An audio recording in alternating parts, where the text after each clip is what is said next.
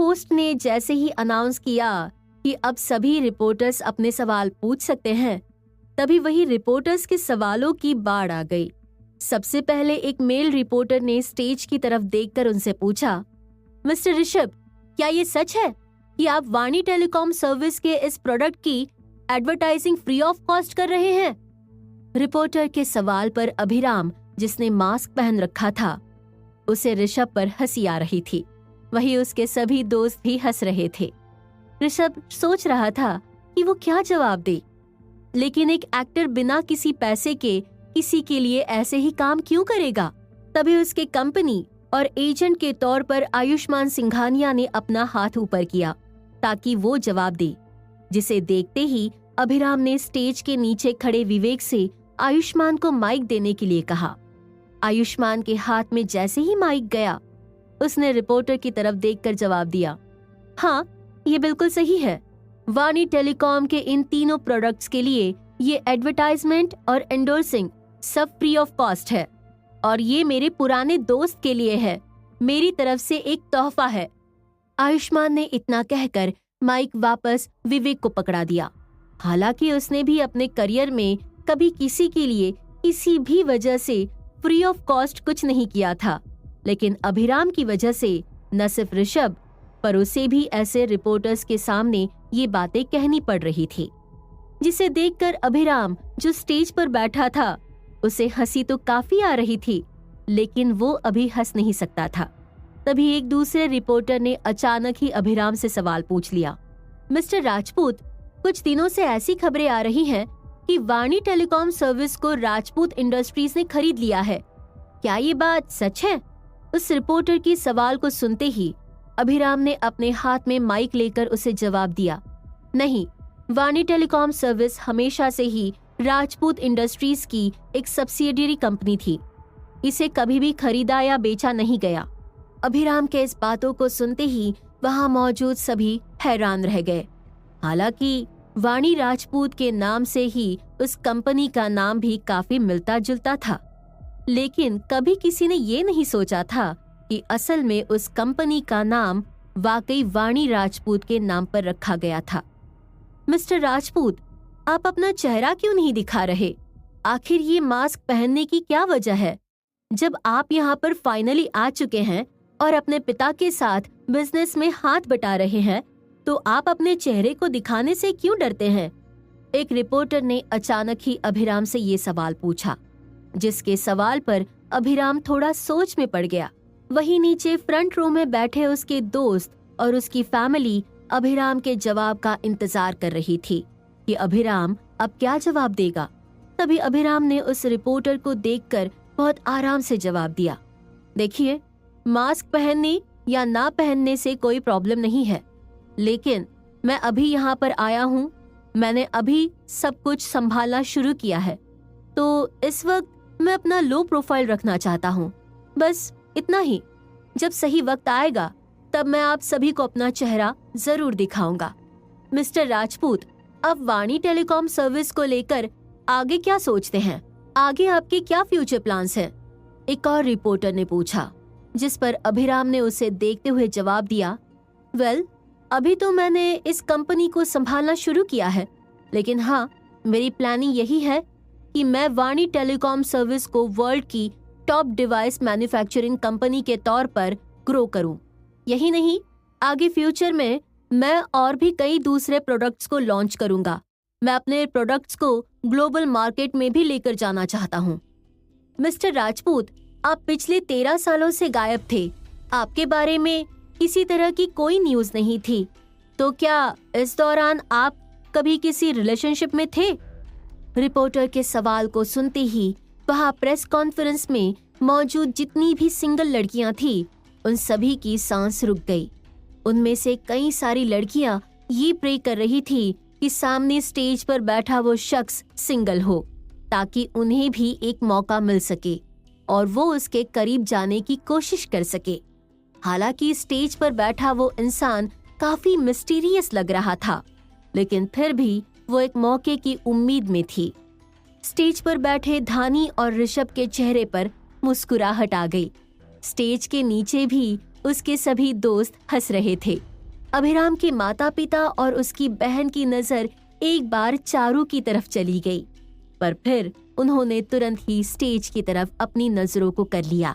तभी अभिराम ने सामने मुस्कुराकर जवाब दिया, अगर आप सब सिर्फ मेरे बारे में सवाल पूछेंगे तो मुझे उसका जवाब देने में कोई दिक्कत नहीं है, लेकिन अगर आपके सवाल में मेरे अलावा भी कोई और इंसान शामिल होगा तो आई एम सॉरी, मैं इसका जवाब नहीं दे सकता। अभिराम ने बहुत आराम से मुस्कुराते हुए जवाब दिया, लेकिन ये पहला सवाल था जिसका जवाब देने से अभिराम ने मना कर दिया था, जिसे सुनकर रिपोर्टर्स सोच में पड़ गए थे। यहाँ तक कि काफी सारे दूसरे लोग भी आपस में बातें करने लग गए थे। आखिर अभिराम ने इस सवाल का जवाब क्यों नहीं दिया? उस प्रेस कॉन्फ्रेंस में मौजूद जितनी भी सिंगल लड़कियां थी, वो सभी इस बात पर डिस्कशन करने लगी।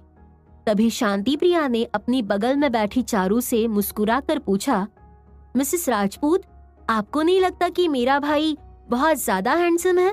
और जिस तरह से वो जवाब दे रहा है वो कुछ ज्यादा ही अमेजिंग है। Is such a smart person. Shanti Priya की इस बात को सुनकर चारू एकदम से ही सोच में पड़ गई। उसके दिल में सिर्फ एक ही इंसान था और वो था उसका पति अभिराम। फिर अपने सामने बैठी शांति प्रिया को देखकर चारू ने हल्का सा मुस्कुराकर कहा, शायद, मतलब आप सही कह रही हैं। मिसेस राजपूत, आपको मेरा भाई पसंद नहीं आया?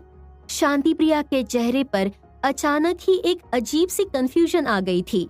वो जानती थी कि उसके सामने जो लड़की बैठी थी उससे उसका भाई अभिराम बहुत प्यार करता था। वही शांति प्रिया चारू से किसी ऐसी जवाब की उम्मीद नहीं कर रही थी जिससे उसे विश्वास हो पाए कि चारू भी उसके भाई के बारे में वैसा ही सोचती थी। प्रिया, मिस्टर राजपूत बहुत हैंडसम है, बहुत इम्प्रेसिव है और उन्होंने इतनी कम उम्र में बहुत कुछ अचीव कर लिया है। ये इतने कम वक्त में करना नामुमकिन है, इसलिए मुझे ये बहुत पसंद है।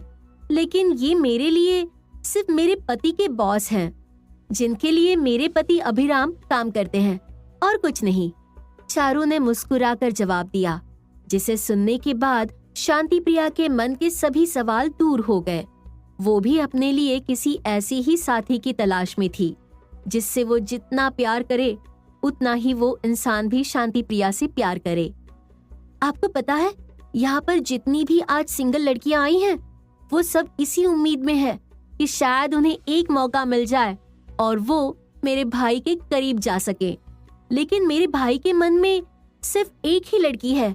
भले ही दुनिया की कोई भी खूबसूरत लड़की मेरे भाई के सामने आ जाए और उसे किसी भी तरह से अपनी तरफ अट्रैक्ट करने की कोशिश करे, लेकिन मेरे भाई उस लड़की के साथ कभी चीटिंग नहीं करेंगे।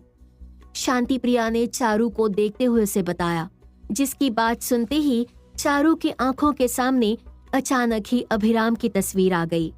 उसने अभिराम के बारे में सोचते हुए कहा, हाँ, अगर हम किसी से सच में प्यार करते हैं तो उसके सामने चाहे हमें कोई राजा ही क्यों ना मिल जाए, हमें उससे कोई फर्क नहीं पड़ता। हमारे लिए वही इंसान हमारा सब कुछ बन जाता है। ओह, आप भी अपने पति से इतना ही प्यार करती हैं।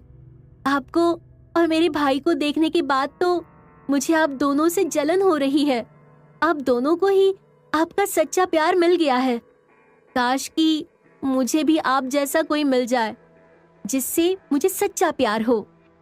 शांति प्रिया ने चारू को छेड़ते हुए कहा, जिसकी बात सुनकर चारू के गाल शर्म से लाल हो गए। चारू और शांति प्रिया एक दूसरे से किसी दोस्त की तरह बात कर रहे थे। उन दोनों के चेहरे पर बड़ी सी मुस्कुराहट थी, जिसे देखकर पीछे बैठे मीडिया वाले खुद को रोक नहीं पाए। उन्होंने उन दोनों की तस्वीरों को लेना शुरू कर दिया, क्योंकि चारू को लोगों ने आज से पहले इस पूरे सोशल सर्कल के अंदर कभी नहीं देखा था। जहाँ तक बात रही शांति प्रिया राजपूत की, तो शांति प्रिया राजपूत अपने फैमिली फ्रेंड्स के अलावा किसी भी बाहर वाले से दोस्ती करना पसंद नहीं करती थी। लेकिन आज वो एक नई लड़की के साथ आई थी जिसे उनमें से कोई नहीं जानता था। यही बात मीडिया वालों को और ज्यादा हैरान कर रही थी। वो जानना चाहते थे कि आखिर शांति प्रिया और उस लड़की के बीच क्या रिश्ता था। वही स्टेज पर चल रहे सवाल जवाब कुछ ही देर में खत्म हो गए। इसके बाद अभिराम स्टेज से चला गया।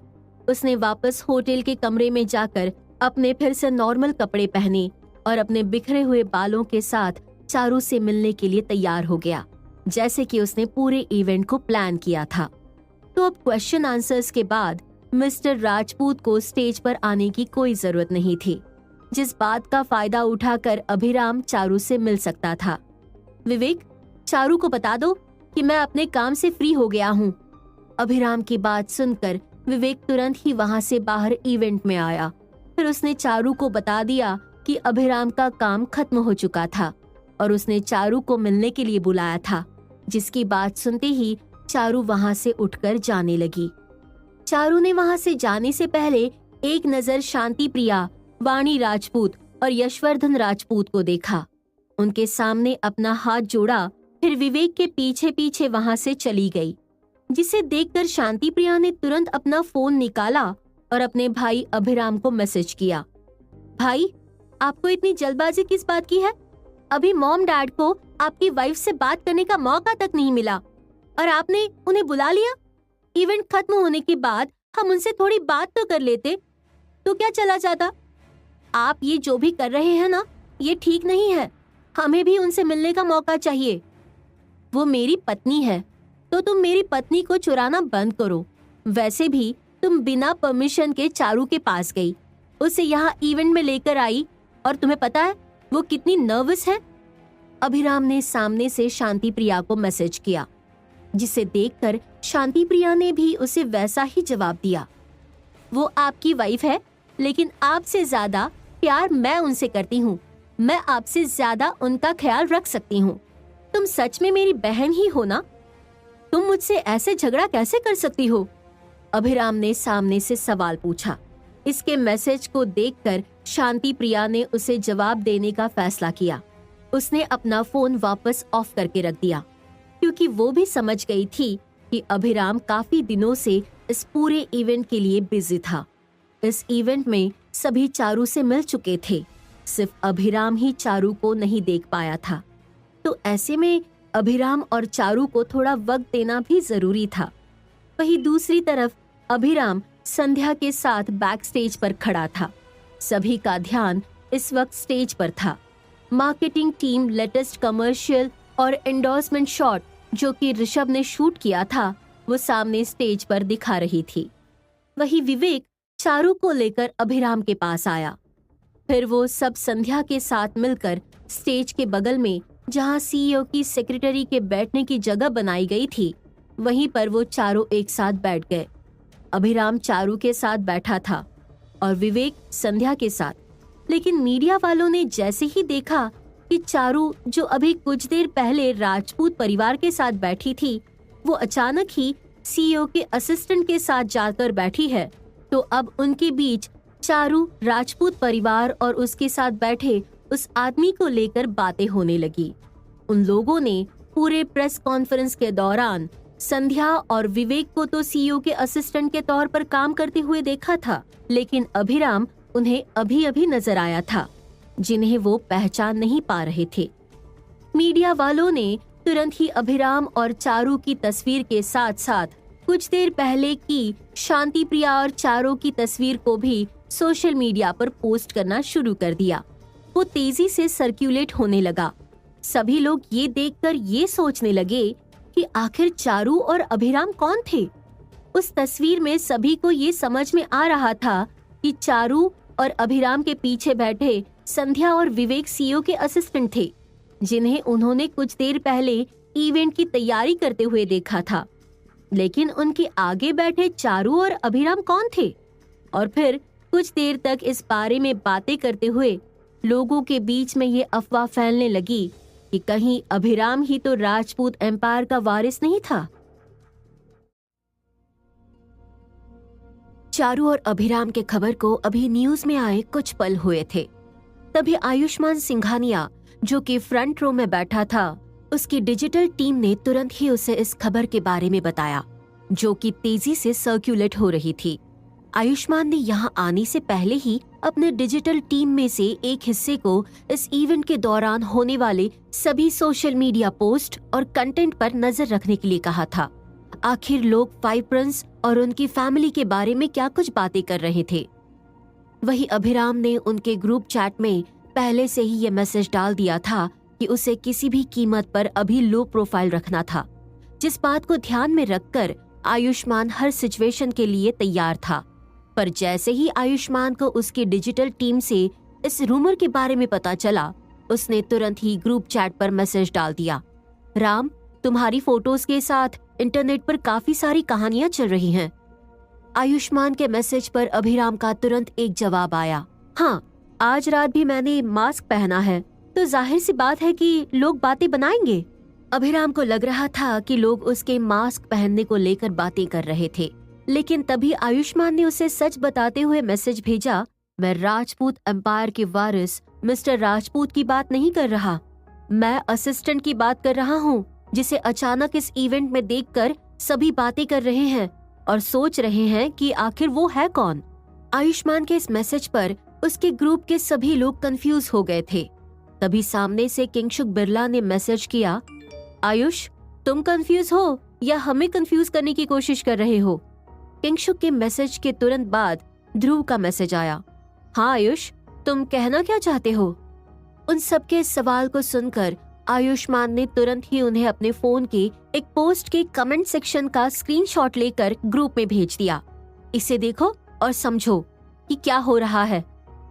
आयुष्मान के भेजे हुए उस स्क्रीनशॉट को देखकर सभी उसे पढ़ने में लग गए। उस स्क्रीनशॉट में लव द प्रिंस नाम के एक अकाउंट से मैसेज आया था, क्या असिस्टेंट के साथ बैठा वो नया आदमी राजपूत परिवार का वारिस है? तभी गर्ल ऑन फायर नाम की दूसरी आईडी से एक और मैसेज आया था, नहीं, ये दिखने में तो बहुत सिंपल है, ये वो नहीं हो सकता। तीसरा कमेंट पर्सन लव्स इट के नाम से आया था, लेकिन उस लड़की को देखो जो उसके साथ बैठी है, वो कुछ देर पहले शांति प्रिया राजपूत के साथ बैठी थी और अब उसके साथ बैठी है। चौथा कमेंट फ्यूचर मिसेस ऋषभ राय आईडी से आया था और उसके ठीक पीछे जो दो असिस्टेंट बैठे हैं वो तो मिस्टर राजपूत के असिस्टेंट है। मैंने कुछ देर पहले एक तस्वीर में उन दोनों को मिस्टर ऋषभ राय के साथ देखा था। सभी इन कमेंट्स को पढ़कर काफी हैरान थे। लोग न जाने क्या क्या बातें कर रहे थे। तभी आयुष्मान ने मैसेज किया, थैंक गॉड कि ये पोस्ट किसी मेन स्ट्रीम सोशल मीडिया पर नहीं था और मैंने अपने डिजिटल टीम से कहकर ये स्टेटमेंट डलवा दी है कि तुम भी विवेक और संध्या की तरह मिस्टर राजपूत के असिस्टेंट हो। आयुष, थैंक यू कि तुमने वक्त रहते सब कुछ संभाल लिया।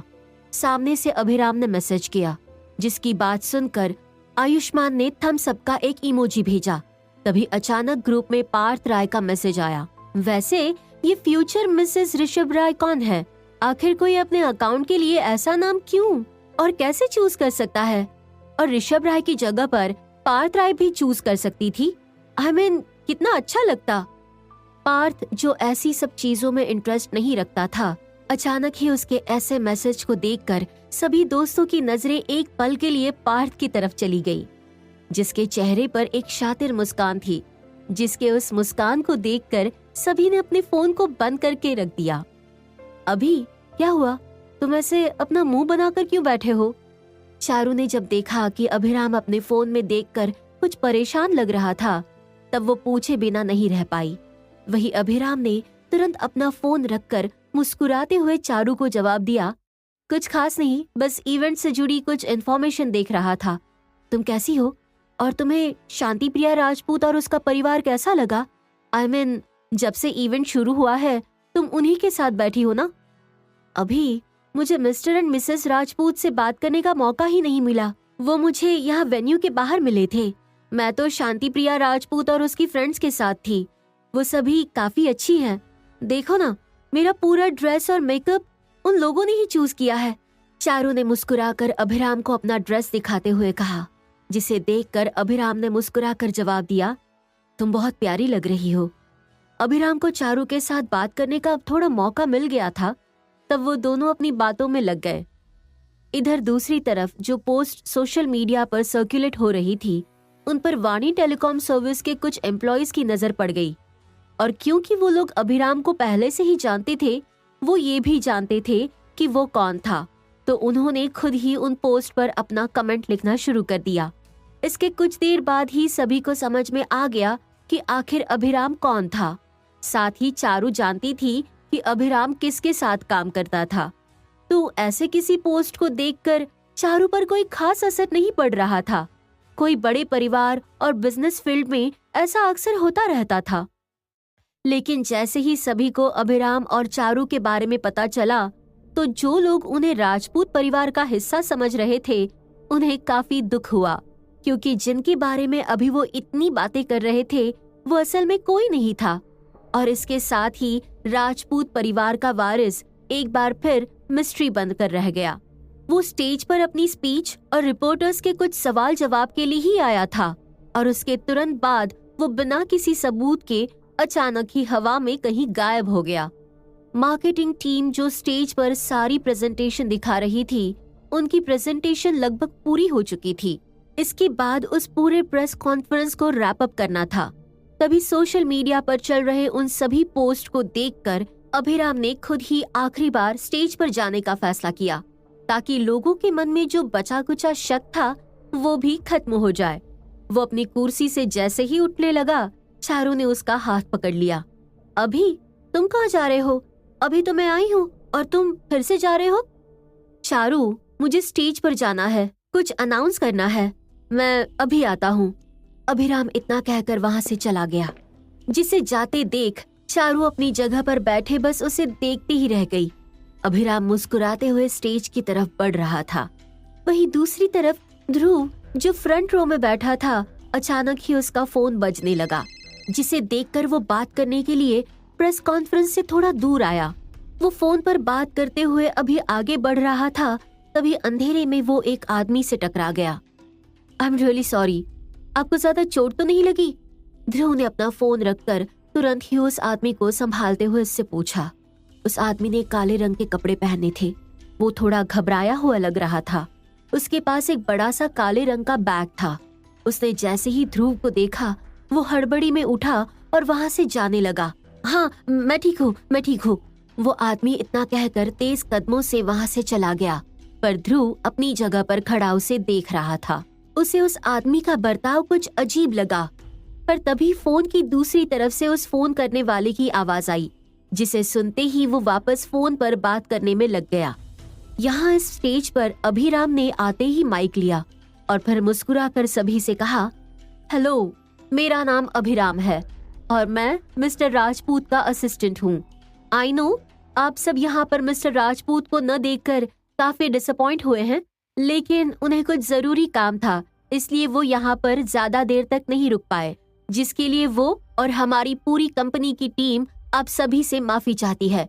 लेकिन आप सब यहाँ पर आए और हमारे प्रेस कॉन्फ्रेंस में अपनी दिलचस्पी दिखाई, उसके लिए आप सभी का दिल से बहुत बहुत धन्यवाद। उम्मीद है कि आप सबका प्यार हमेशा वाणी टेलीकॉम सर्विस के साथ यूं ही बना रहेगा। अब आप सबका ज्यादा वक्त ना लेते हुए इस प्रेस कॉन्फ्रेंस को यहीं पर खत्म करते हैं। साथ ही हमारे सीईओ मिस्टर राजपूत ने आप सभी के लिए इस कॉन्फ्रेंस के बाद डिनर का इंतजाम किया है। अभिराम माइक में वहां आए सभी मेहमानों को उनके डिनर के बारे में बता रहा था, जिसका इंतजाम उसने ध्रुव के स्टाफ से कहकर पहले ही करवा दिया था, जिस बारे में सुनकर वहां आए लोग और भी ज्यादा खुश हो गए। सभी अभिराम की बातें सुनकर इतना समझ गए थे कि अभिराम सिर्फ एक असिस्टेंट था। वो सब उठकर वहां से धीरे धीरे होटल के दूसरे हिस्से की तरफ बढ़ने लगे, जहां पर डिनर का सारा इंतजाम था। अभिराम अभी भी अपने हाथ में माइक लिए उन सभी को डिनर वाले हॉल का रास्ता बता रहा था, जिसे देखकर मीडिया और बाकी के नॉर्मल गेस्ट उस तरफ बढ़ने लगे। लेकिन फ्रंट रो पर बैठे अभिराम के दोस्त और फैमिली अपनी जगह से खड़े हो गए, क्योंकि उन सब के डिनर के लिए एक अलग इंतजाम था। वहीं स्टेज पर खड़े अभिराम ने एक आखिरी बार सभी मेहमानों को देखकर उन सब से कहा, आप सब यहाँ पर आए और अपना सपोर्ट दिखाया, उसके लिए मैं और मेरी कंपनी के सीईओ के साथ साथ सभी स्टाफ आपका बहुत बहुत धन्यवाद। अभिराम स्टेज पर खड़ा माइक लिए बात कर रहा था। तभी ना जाने वहां से एक बुलेट आई और सीधा अभिराम के सीने में लग गई। वो बुलेट कहाँ से आई, कैसे आई, किसी की नजर उस पर नहीं गई थी, लेकिन स्टेज पर अभिराम के सीने में जैसे ही वो बुलेट लगी, उसके सीने से खून का फव्वारा निकल गया। उसके हाथ से माइक छूटकर स्टेज पर गिरा, जिसकी आवाज सुनते ही वहां से जाने वाले सभी रिपोर्टर्स, मेहमान और बाकी सबका ध्यान स्टेज की तरफ आया। चारू, जिसकी नजरें सिर्फ अभिराम पर थी, वो तो अभिराम को ऐसे गोली लगते देख एकदम से ही अपनी जगह पर स्तब्ध रह गई, जिसे देखकर संध्या और विवेक भी खड़े हो गए। वही फ्रंट रो में अभिराम के फ्रेंड्स और फैमिली जो वहां से अपने प्राइवेट रूम की तरफ बढ़ने वाले थे, वो भी अभिराम को ऐसे देखकर अपनी ही जगह पर जमकर रह गए। एक पल के लिए आसपास सब कुछ थमसा गया था। वही अभिराम के सीने से लगातार खून बह रहा था और फिर वो अचानक ही स्टेज पर गिर गया, जिसे देखते ही चारू, विवेक, संध्या दौड़ते हुए एक साथ स्टेज की तरफ बढ़ गए। तो वही अभिराम की दोस्त, उसका परिवार भी पीछे कहाँ रहने वाला था। वो सभी दौड़ते हुए स्टेज के ऊपर आए और अभिराम को देखने लगे। यहाँ मीडिया वाले भी अपने कैमरे और माइक के साथ तैयार हो गए। उन लोगों ने इस प्रेस कॉन्फ्रेंस के द्वारा एक मामूली से एम्प्लॉय के ऊपर गोली चलते देखा। उस पूरे न्यूज को कवर करना शुरू कर दिया। कई सारी बातें चलने लगी। वही चारू अभिराम को देखकर रोने लगी। अभी अभी आंखें खोलो, अभी क्या हुआ, प्लीज आंखें खोलो अभी। चारू बेतहाशा रोए जा रही थी, जिसकी हालत देखकर संध्या ने उसे पकड़ लिया। वही वाणी, शांतिप्रिया और यशवर्धन राजपूत की हालत भी काफी खराब थी।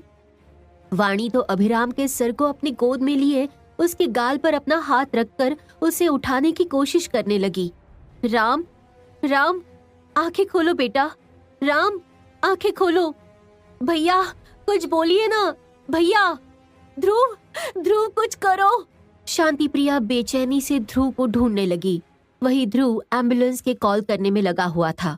तभी पार्थ ने उन सभी को एक तरफ करते हुए अंदर आया और उसने सभी को अभिराम से दूर करते हुए कहा, प्लीज आप सभी मुझे देखने दीजिए।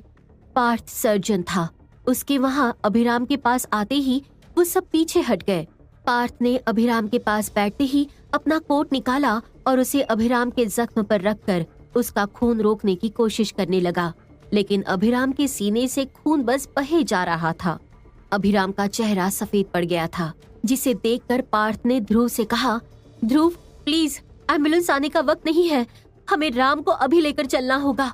अभिराम की सांस रुक रही थी, जिसे देखकर पार्थ उसके लिए डरा हुआ था। पार्थ को परेशान देखकर ध्रुव ने आयुष्मान और किंगशुक की मदद से अभिराम को अपनी गोद में उठाया और अपनी गाड़ी की तरफ लेकर बढ़ गया।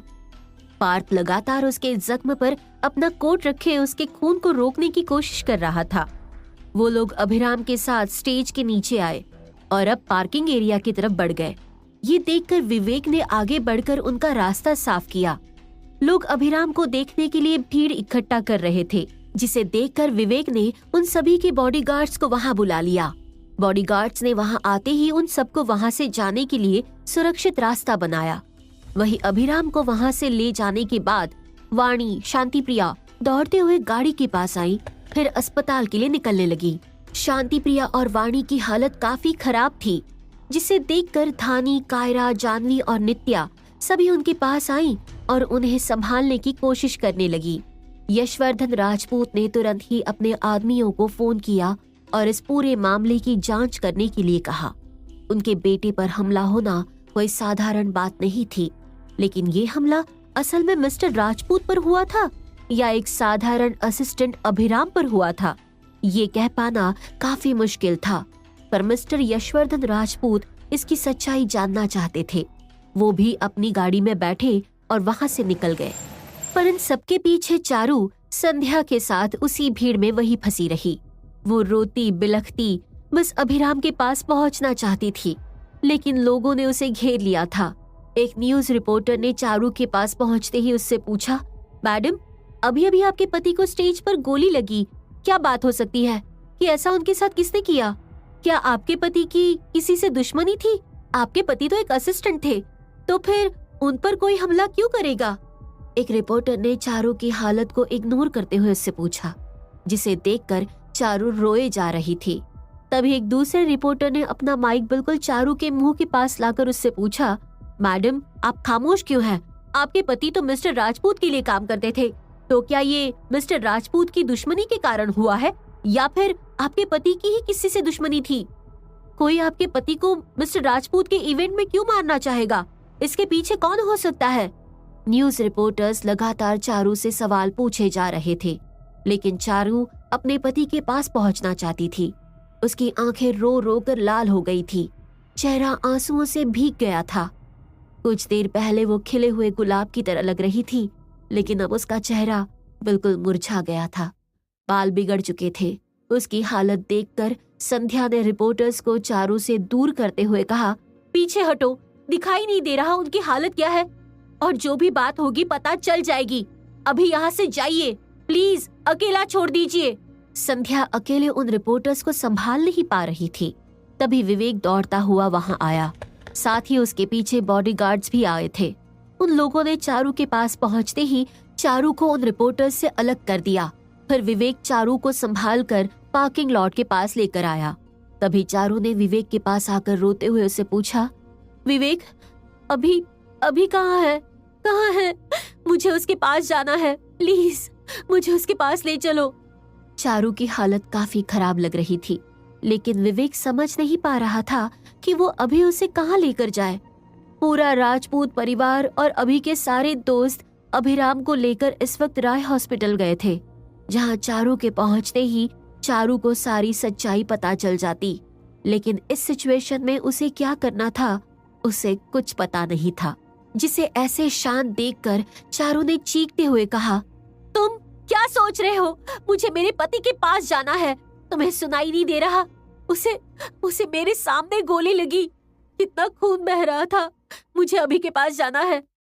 विवेक कुछ फैसला कर नहीं पा रहा था, पर चारू की हालत देखकर उसने चारू को संध्या के साथ अपनी गाड़ी में बिठाया और फिर वहां से ड्राइव करते हुए निकल गया।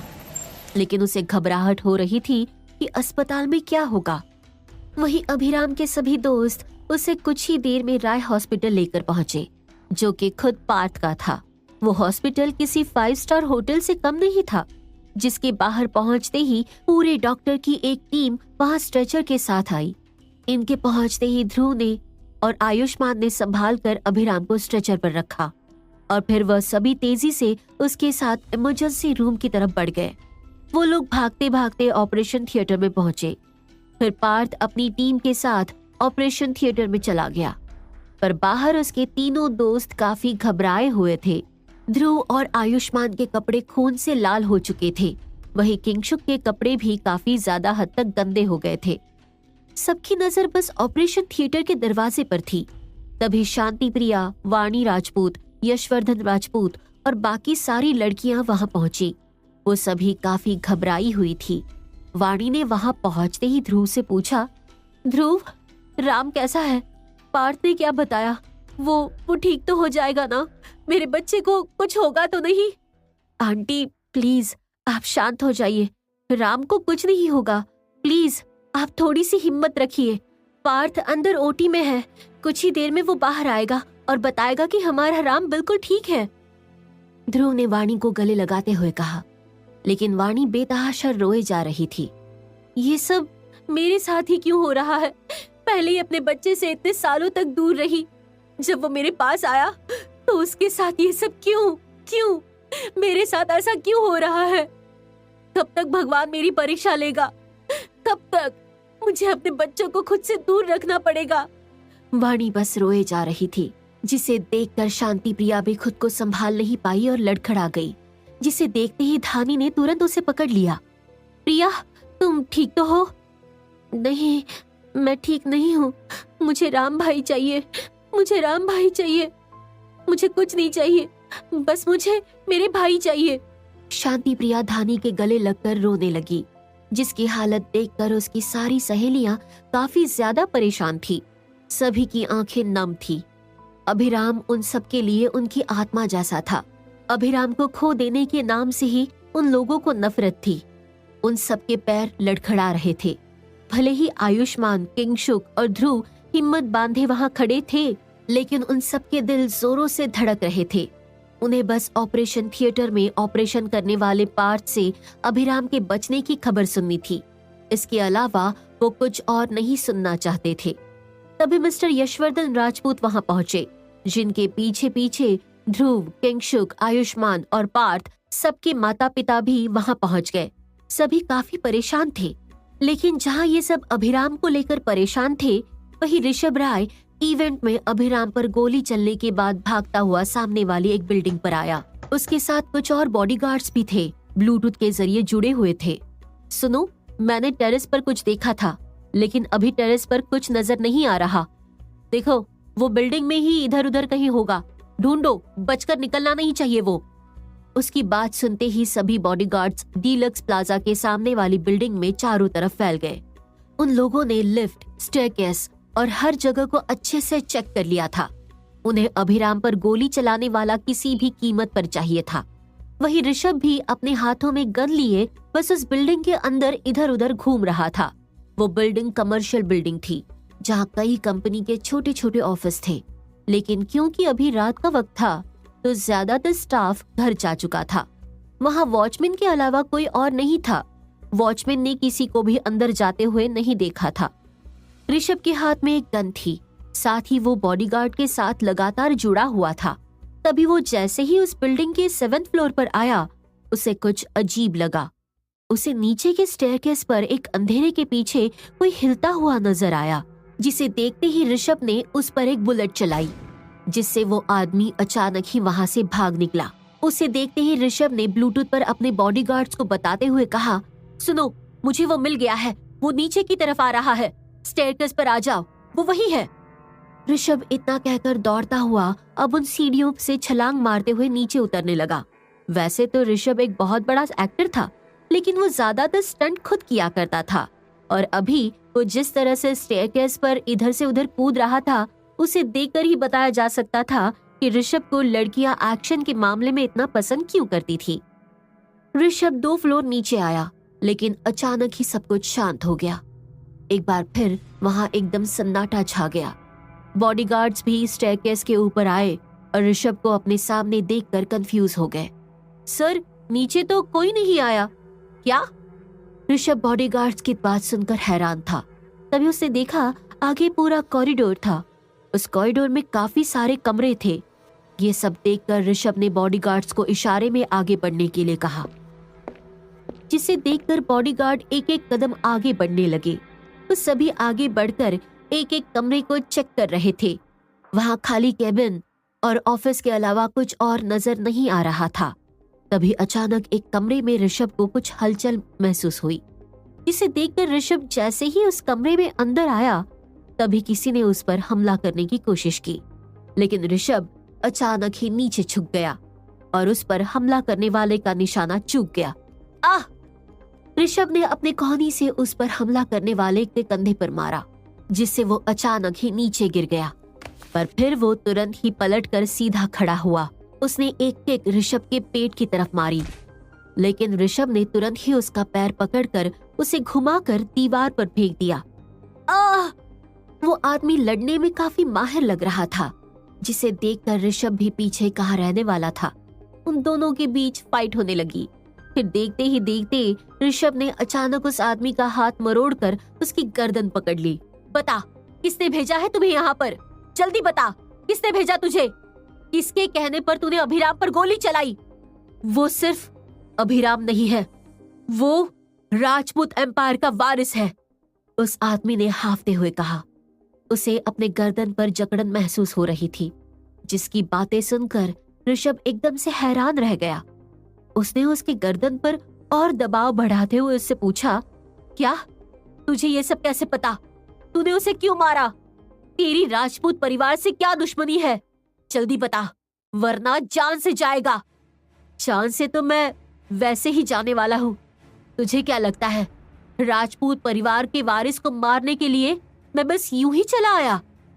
मुझे पता था कि उसे मारने के बाद मैं जिंदा नहीं बच पाऊंगा, उस आदमी ने हंसते हुए कहा, जिसकी बात सुनकर ऋषभ और उसके बॉडीगार्ड काफी कंफ्यूज थे, लेकिन तभी उस आदमी ने अचानक ही अपनी जेब से कुछ निकाला और उसे ऋषभ की आंखों पर फेंक दिया, जिससे ऋषभ एक पल के लिए पीछे हट गया। उसकी आंखों में जलन हो रही थी, पर इससे पहले कि ऋषभ के बॉडीगार्ड उस आदमी को पकड़ते, वो आदमी वहां उस बिल्डिंग के 6th फ्लोर से नीचे कूद गया। नहीं! ऋषभ ने उस आदमी का हाथ पकड़ने के लिए अपना हाथ बढ़ा दिया, लेकिन वो आदमी अचानक ही ऊपर से नीचे सड़क पर गिर गया और वहीं उस आदमी की मौत हो गई। ये सब देखकर ऋषभ, जिसने उसे पकड़ने के लिए इतनी कोशिश की थी, वो वहीं अपनी जगह पर जमा रह गया। पर बॉडीगार्ड्स दौड़ते हुए उस पूरी सिचुएशन को हैंडल करने के लिए नीचे चले गए। आखिर उस आदमी ने अभिराम को क्यों मारा था और वो अभिराम को मारकर खुद क्यों मर गया? ऋषभ के मन में कई सवाल थे, लेकिन उन सब में सबसे बड़ा सवाल ये था कि आखिर अभिराम, जो पिछले 13 सालों से अपने परिवार से गायब था, आखिर उसकी किसी से क्या दुश्मनी होगी और कोई उसे क्यों मारना चाहेगा? ऋषभ अभी भी बिल्डिंग के ऊपर खड़ा नीचे गिरने वाले उस आदमी को देख रहा था। तभी अचानक उसका फोन बजने लगा, जिसे देखते ही ऋषभ ने उसे तुरंत रिसीव कर लिया। ऋषभ, तुम्हें कुछ पता चला? राम पर किसने गोली चलवाई? कौन है इसके पीछे? सामने से ध्रुव ने परेशान होते हुए पूछा, जिसके सवाल पर ऋषभ ने गुस्से में अपने सामने ग्रिल पर अपना हाथ मारते हुए कहा, आई डिडंट नो, मुझे नहीं पता। मैंने उस आदमी को पकड़ लिया था, लेकिन उसे सच्चाई पता थी। उसे पता था कि अभिराम ही राजपूत परिवार का असली वारिस है और उसने जानबूझकर उसे मारा है। लेकिन इससे पहले कि मैं उससे कुछ पूछता, वो क्या? देखो ऋषभ, चाहे जो करना पड़े, वो आदमी हमारे हाथों से जाना नहीं चाहिए। हमें पूरा सच जानना होगा कि आखिर उसने ऐसा क्यों किया। और अगर तुमसे नहीं होता तो मुझे बताओ, मैं उसे बताऊंगा कि उसने किससे पंगा लिया है। उसने न सिर्फ राजपूत परिवार बल्कि ध्रुव मल्होत्रा को भी चुनौती दी है। ध्रुव मल्होत्रा के रहते कोई इसके परिवार और दोस्तों पर उंगली भी उठाए तो ध्रुव उसका पूरा हाथ काट देता है।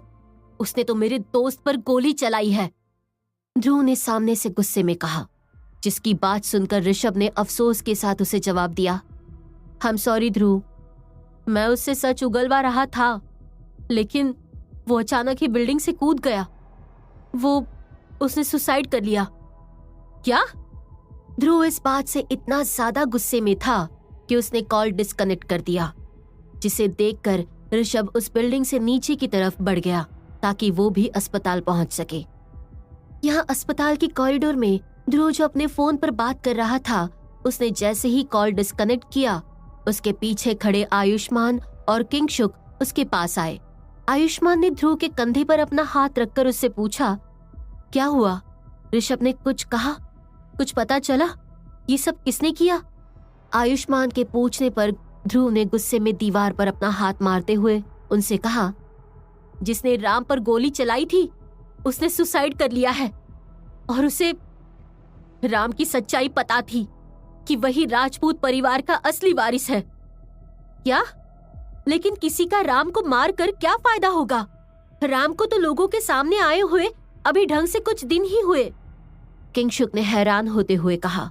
वो तीनों कॉरिडोर के आखिर में खड़े एक दूसरे को परेशान नजरों से देख रहे थे। उनमें से किसी को कोई अंदाजा नहीं था कि इसके पीछे कौन था, लेकिन तभी चारू विवेक और संध्या के साथ रोते हुए वहां आई। अभी कहाँ है?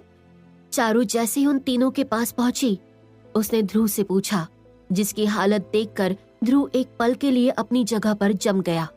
पर तभी उसे एहसास हुआ कि चारू यहाँ अस्पताल में उन सबके बीच थी और अभिराम का पूरा परिवार ऑपरेशन थिएटर के बाहर था। ये सब देखकर ध्रुव काफी कंफ्यूज था। अगर वो चारू को बता देता कि अभिराम कहाँ था, तो वो अभिराम के पास जरूर जाती। मिस्टर मल्होत्रा, आप चुप क्यों हैं? बताइए, मेरा अभी कहाँ है? मुझे उससे मिलना है। चारू ने ध्रुव का कॉलर पकड़कर रोते हुए उससे पूछा, जिसे देखकर सब परेशान थे। विवेक और संध्या भी चारू को यहाँ लाना नहीं चाहते थे, लेकिन उनके पास अब कोई चारा नहीं था। तभी धानी, जो ऑपरेशन थिएटर के बाहर शांति के साथ बैठी थी, उसने चारू को रोते हुए देख लिया और वो शांति को नित्या, कायरा और जानवी के साथ छोड़कर दौड़ते हुए चारू के पास आई। उसने चारू को एकदम से ही गले लगा लिया। चारू, चारू प्लीज शांत हो जाओ, कुछ नहीं होगा तुम्हारे पति को, कुछ नहीं होगा। डॉक्टर उसका ट्रीटमेंट कर रहे हैं, तो मेरे साथ चलो। धानी चारू का हाथ पकड़कर उसे अपने साथ लेकर एक वार्ड में चली गई। वो वार्ड पूरा खाली था क्योंकि यहाँ पूरा एरिया वीवीआईपी का था, जहाँ देश के कुछ अमीर लोगों का ही ट्रीटमेंट होता था। इसलिए वहाँ इस वक्त उस रूम में कोई नहीं था, जिसे देखकर चारू ने धानी से कंफ्यूजन में पूछा कि आप मुझे कहाँ लेकर जा रही हैं? प्लीज मुझे मेरे पति के पास जाना है। चारू शांत हो जाओ, उसका ऑपरेशन चल रहा है, तुम अभी उससे नहीं मिल सकती। प्लीज तुम यहीं पर इंतजार करो, मैं हूँ तुम्हारे साथ, उसे कुछ नहीं होगा, डॉक्टर को अपना काम करने दो। धानी ने चारू को जोर से गले लगाते हुए कहा। चारू अभिराम से मिलने के लिए छटपटा रही थी, जिसकी हालत देखकर धानी को भी रोना आ रहा था। वही वार्ड के बाहर ध्रुव, आयुष्मान, किंगशुक, विवेक और संध्या भी चारू की हालत देखकर काफी दुखी थे। उनकी भी आंखों में आंसू आ गए थे, पर फिर ध्रुव ने उस कमरे का दरवाजा बंद कर दिया ताकि चारू वहां से बाहर ना निकले। वही करीब 5 घंटों तक ऑपरेशन चलने के बाद पार्थ ऑपरेशन थिएटर के बाहर आया, जिसे देखते ही पूरा परिवार और सभी दोस्त दरवाजे पर जाकर पार्थ के सामने खड़े हो गए। पार्थ बेटा, राम कैसा है, वो ठीक है ना? वाणी ने अपने आंसुओं से भरी आंखों से पार्थ को देखकर उससे पूछा। पार्थ वैसे ही बहुत गंभीर लग रहा था और इस वक्त वो बिल्कुल चुप था, जिसे ऐसे देखकर शांति प्रिया ने पार्थ को हिलाते हुए उससे पूछा, तुम चुप क्यों हो? बताओ भैया कैसे हैं? वो ठीक हो गए हैं ना? सब पार्थ के कुछ कहने का इंतजार कर रहे थे। तभी अचानक पार्थ की आंखों से आंसू छलक गया। उसने उन सबको देखते हुए कहा, सॉरी, मैं और मेरी पूरी टीम ने अपनी तरफ से पूरी कोशिश की है, लेकिन राम कैसा है हम कुछ नहीं कह सकते।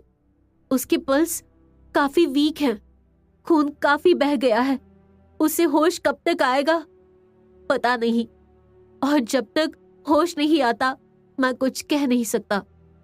पार्थ की ये बात सुनते ही वाणी एकदम से ही लड़खड़ा गई, जिसे देखते ही यशवर्धन राजपूत ने अपनी पत्नी को संभाला। वही शांति प्रिया भी बस पार्थ का चेहरा देखती रह गई, जिसे देखकर नित्या उसे अपने साथ लेकर थोड़ा दूर आ गई। लेकिन शांति प्रिया वो फिर से दौड़कर पार्थ के पास गई और उसका कॉलर पकड़ लिया। तुम ऐसे कैसे कह सकते हो कि उन्हें होश नहीं आया, वो ठीक नहीं हुए? तुम डॉक्टर हो ना, तुम इतने बड़े सर्जन हो, तुम तो पूरे वर्ल्ड में अपने सर्जरी के लिए जाने जाते हो, तुम इतने फेमस हो, तो तुम मेरे भाई को कैसे नहीं बचा सकते? तुम उन्हें ठीक कैसे नहीं कर सकते? तुम कैसे कह सकते हो कि हमें इंतजार करना पड़ेगा? प्रिया, आई एम सॉरी। पार्थ ने शांति प्रिया को गले लगा लिया, जिसे देखकर शांति प्रिया बस फूट फूट कर रोने लगी। वहीं दूसरी तरफ चतुर्वेदी निवास में ईशाना के रोने धोने की वजह से उसके माता पिता और उसका भाई राहुल सब परेशान थे। उन्होंने बहुत मुश्किल से ईशाना को समझाया था। वो अपने घर के हॉल में सोफे पर बैठी अपने पिता के गले लगे हुए थी। उसके आंसू सूख चुके थे, जिसे देखकर उसके कुछ कहने का इंतजार कर रहे थे। तभी ईशाना का फोन जमीन पर गिरा हुआ था, वो बजने लगा, जिसे देखकर राहुल तुरंत उसके फोन के पास गया।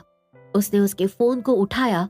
उस पर चिराग का नंबर देखकर राहुल ने उस फोन को ईशाना के पास लाकर कहा, ईशु, चिराग तुम्हें फोन कर रहा है। राहुल की बात सुनते ही ईशाना ने गुस्से में उसके हाथ से फोन लिया, फिर उसे रिसीव करके फोन पर चिल्लाते हुए कहा, व्हाट? अब फोन क्यों कर रहे हो? जब इवेंट में जाने के लिए मैं इतनी मेहनत से तैयार होकर तुम्हारे पास आई, तब तुमने क्या कहा? इवेंट में जाने का कोई फायदा नहीं है। लेकिन इस इवेंट में चारू अपने पति के साथ गई थी, उस फटीचर पति के साथ। फिर भी उसकी तस्वीर राजपूत परिवार के साथ आई है।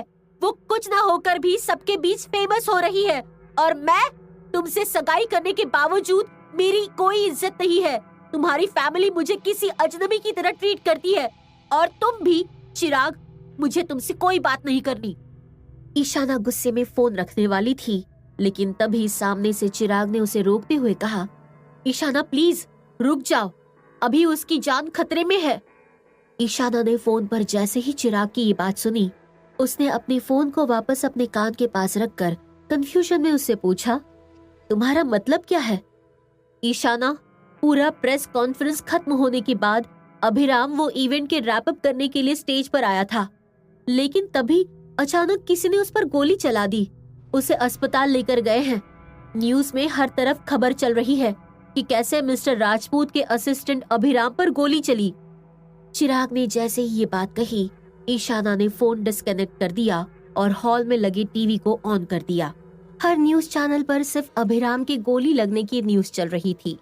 सामने टीवी पर एक रिपोर्टर ने न्यूज बताते हुए कहा, कुछ देर पहले मिस्टर राजपूत के बेटे की वापसी आने के बाद उसका पहला इवेंट जो कि सक्सेसफुल रहा, उसमें कई बड़े बड़े नामी लोग आए थे। यहाँ तक कि हमारी कंट्री के 5 प्रिंस भी मौजूद थे।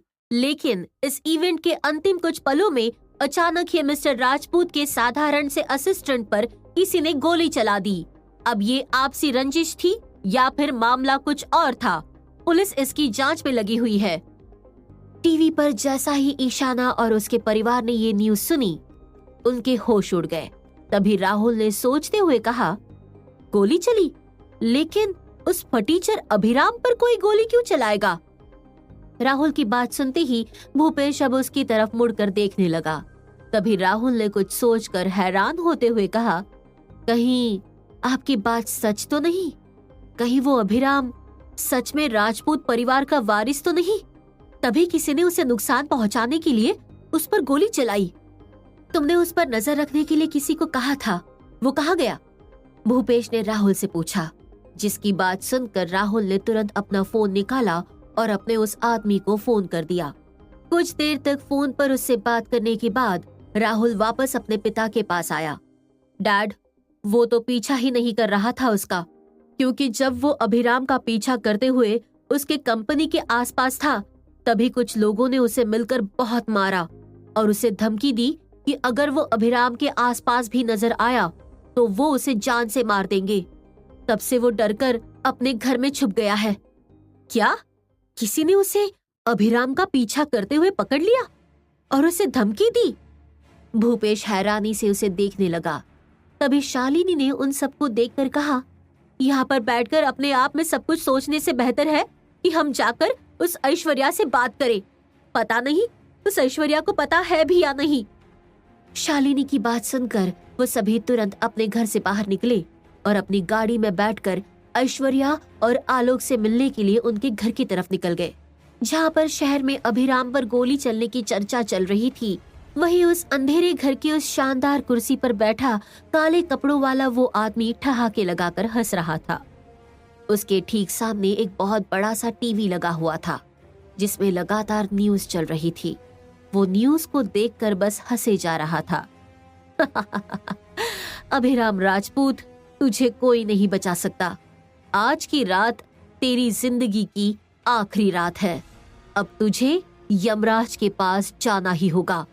मैं भी देखता हूँ कि यशवर्धन और वाणी राजपूत अपने पैसों की ताकत से तुझे कैसे बचाते हैं। वो बस अपनी कुर्सी पर बैठा न्यूज को देखकर हंसे जा रहा था। वहीं अस्पताल में अभिराम को आईसीसीयू में शिफ्ट करवा दिया था, लेकिन किसी को भी उससे मिलने की इजाजत नहीं थी। नर्स और डॉक्टर की टीम लगातार अभिराम के पल्स रेट को मॉनिटर कर रही थी। उन सब की ऐसी हालत देखकर पार्थ ध्रुव के पास आया। उसने अपनी आंखों पर पहने अपनी नजर के चश्मे को निकालकर ध्रुव की आंखों में देखते हुए कहा, ध्रुव, किसी ने अभिराम पर हमला करके हम सबको चैलेंज किया है। मुझे नहीं पता कि हम सब क्या करेंगे, लेकिन अगर हम सब एक साथ मिलकर भी उस इंसान का पता नहीं लगा पाए तो लानत है। तुम सही कह रहे हो, हम सबको जो करना पड़े वो हम करेंगे, लेकिन राम के उस गुनहगार को तो सामने लेकर आएंगे। किंशुक बिल्ला ने अपना हाथ आगे लाकर अपने दोस्तों को देखकर कहा, जिसकी बातें सुनकर आयुष्मान, पार्थ और आखिर में ध्रुव ने उसके हाथ पर अपना हाथ रखा। फिर एक दूसरे की आंखों में देखने लगे। उन चारों दोस्तों ने फैसला कर लिया था कि अब वो ना सिर्फ लीगली पर इलीगली भी जाकर राम के गुनहगार का पता लगाएंगे। ऐश्वर्या और आलोक आराम से अपने कमरे में सो रहे थे। चारू ने पहले ही बता दिया था कि घर आने में उसे और अभिराम दोनों को देर हो जाएगी, तो उन दोनों को किसी बात की चिंता नहीं थी।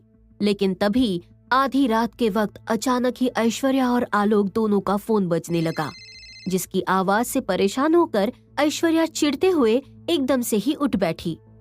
हे भगवान, इन लोगों को रात में भी चैन नहीं है। इस वक्त कौन फोन कर रहा है? ऐश्वर्या ने अपने कमरे की लाइट ऑन करके जैसे ही अपने फोन को देखा, वो इतनी रात अपनी एक फ्रेंड का फोन आते देख हैरान रह गई। उसने जल्दी से अपने फोन को लिया और कॉल रिसीव कर लिया। हाँ हेमा, क्या हुआ? तुम इतनी रात को फोन क्यों कर रही हो? अरे ऐश्वर्या, तू कहाँ है? तुझे पता भी है न्यूज में क्या चल रहा है? तेरे उस निकम्मे दामाद को गोली लगी है। ऐश्वर्या की सहेली हेमा ने सामने से उसे जैसे ही ये बात बताई, ऐश्वर्या जो अभी आधी नींद में थी, उसकी नींद पूरी खुल गई। वो एकदम से चीख पड़ी। क्या? ये तो क्या कह रही है? ऐश्वर्या की दोस्त ने तुरंत उसे सारी सच्चाई बता दी, जिसे सुनकर ऐश्वर्या ने अपने बगल में सोते आलोक को उठाते हुए कहा, आलोक, आलोक उठो, तुम इस वक्त भी घोड़े बेचकर सो रहे हो, जल्दी उठो। ऐश्वर्या के ऐसे उठाने पर आलोक उठकर बैठा और फिर उसने कंफ्यूजन में पूछा, क्या हुआ? तुम इतनी रात को इतना चिल्ला क्यों रही हो? आलोक ने अभी इतना पूछा था, तभी ऐश्वर्या ने उसके कंधे पर मारते हुए कहा, अरे कमबख्त, वो फटीचर पनौती, उसे गोली लग गई है। चलो, हमें जल्दी जाकर देखना पड़ेगा। जल्दी उठो और चारू को फोन करो, पता करो कि वो कहाँ है। ऐश्वर्या के मुंह से अभिराम के बारे में ऐसी बातें सुनकर आलोक जल्दी से अपना फोन लेकर बिस्तर से निकला। उसने चारू को फोन किया। वही ऐश्वर्या ने जल्दी से जाकर अपने कपड़े चेंज किए। फिर वो दोनों हड़बड़ी में अपने घर से निकल गए। लेकिन उन्होंने अपने घर का दरवाजा अभी खोला था, तभी उन्होंने देखा कि भूपेश और उसका पूरा परिवार उनके घर के सामने ही खड़ा था, जिन्हें देखते ही ऐश्वर्या ने उन सबको घूरते हुए पूछा, आप सब यहाँ पर क्या कर रहे हैं? ऐश्वर्या, हम तो तुम्हें देखने आए थे। अभी अभी हमने न्यूज में देखा अभिराम को गोली लगी है, पर कोई उसे गोली क्यों मारेगा? अभी वो कहाँ है? और चारू, उसका फोन आया था, उसने कुछ बताया? भूपेश ने आगे बढ़कर पूछा। उसके इन सवालों को सुनकर ऐश्वर्या ने उसे जवाब दिया, हाँ, आलोक ने चारू को फोन किया था। उसने बताया कि वो राय हॉस्पिटल में एडमिट है, अब तक होश नहीं आया। डॉक्टर ने बताया है कि उसकी हालत काफी गंभीर है। राय हॉस्पिटल? ईशाना के मुंह से एकदम से ही राय हॉस्पिटल का नाम थोड़ा तेजी से निकल गया। राय हॉस्पिटल में वो लोग कदम रखने के बारे में सोच भी नहीं सकते थे। ऐसे में अभिराम जैसे फटीचर का ट्रीटमेंट वहाँ होना उन लोगों के लिए बहुत बड़ी बात थी। तभी भूपेश ने ऐश्वर्या से कहा, ऐश्वर्या, चारू उस भिखारी को वहाँ लेकर क्यों गई है? तुम जानती हो वहाँ का ट्रीटमेंट कितना महंगा है, और उस पनौती को गोली लग गई है, न जाने वहाँ कितना ट्रीटमेंट का खर्चा आएगा। ऐसे में तुम और चारू उसके ट्रीटमेंट का खर्चा कैसे उठाओगी?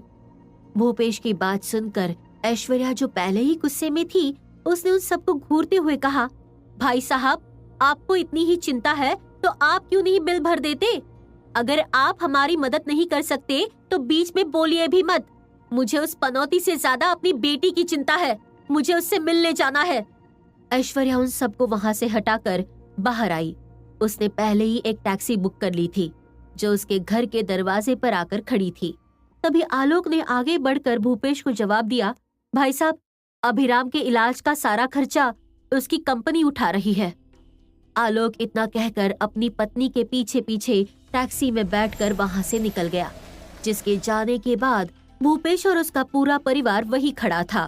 तभी राहुल ने कंफ्यूजन में कहा, वाणी टेलीकॉम सर्विस अभिराम के इलाज का सारा खर्चा उठा रही है, लेकिन ऐसे कैसे? ऐसा इसलिए क्योंकि उनकी इवेंट में अभिराम को गोली लगी है, भूपेश ने थोड़ा सोचते हुए कहा। तभी ईशाना ने अपने परिवार को देखकर उनसे कहा, क्यों ना हम भी वहाँ चले, शायद हमें राजपूत परिवार का कोई मिल जाए। वैसे भी वो पनौती बचे या मर जाए, हमें उससे क्या, लेकिन कम से कम हमें वहाँ पर कोई बड़ा परिवार का इंसान तो दिखेगा, शायद हमारी लाइफ ही बदल जाए। ईशाना की बात सुनकर उसके परिवार वाले अब तुरंत ही वहां से अपनी गाड़ी में बैठकर राय हॉस्पिटल के लिए निकल गए। वहीं दूसरी तरफ अभिराम इमरजेंसी रूम में था, जहां पर पूरी मेडिकल टीम उस पर नजर रखे हुए थी। सब बाहर बैठे इंतजार कर रहे थे। तभी धानी वहां आई। उसने उन सबको देखते हुए कहा, चारू